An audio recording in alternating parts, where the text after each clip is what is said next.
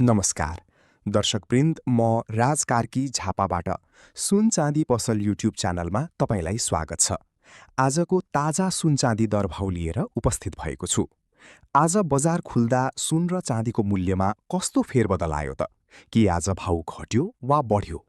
धेरैको चासोको विषय बनेको आजको आधिकारिक रेट र बजारको अवस्थाबारे हामी यो भिडियोमा चर्चा गर्नेछौँ।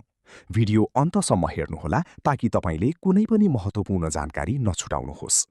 यदि तपाईँ गहना बनाउने वा लगानी गर्ने सोचमा हुनुहुन्छ भने यो भिडियो तपाईको लागि निकै फलदायी हुनेछ।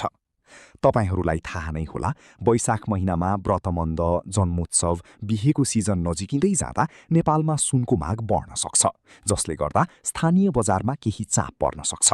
त्यसैले उपयुक्त अवसर हेरेर आफ्नो निर्णय लिनु बुद्धिमानी हुनेछ।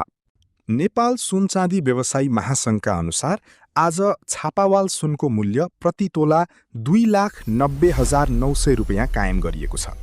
शुक्रबार छापावाल सुनको मूल्य प्रति तोला 2,93,700 रुपियाँ आएको थियो। सुनसँगै आज चाँदीको मूल्यमा पनि ठूलो गिरावट आएको छ।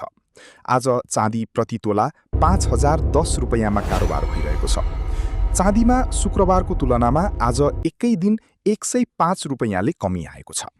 तपाईलाई के लाग्छ, यो साता सुनको भाउ अझै घट्ला कि फेरि बढ्ला? आफ्नो विचार कमेन्टमा पक्कै लेख्नुहोला। दैनिक रूपमा यस्तै आधिकारिक र विश्वसनीय सुनचाँदीको अपडेटका लागि हाम्रो च्यानल सुन चाँदी पसललाई सब्स्क्राइब गर्न नभुल्नुहोला। भिडियो मन परे लाइक र शेयर गरिदिनुहोला। भोलि फेरि नयाँ अपडेटका साथ भेट्नेछौँ। धन्यवाद।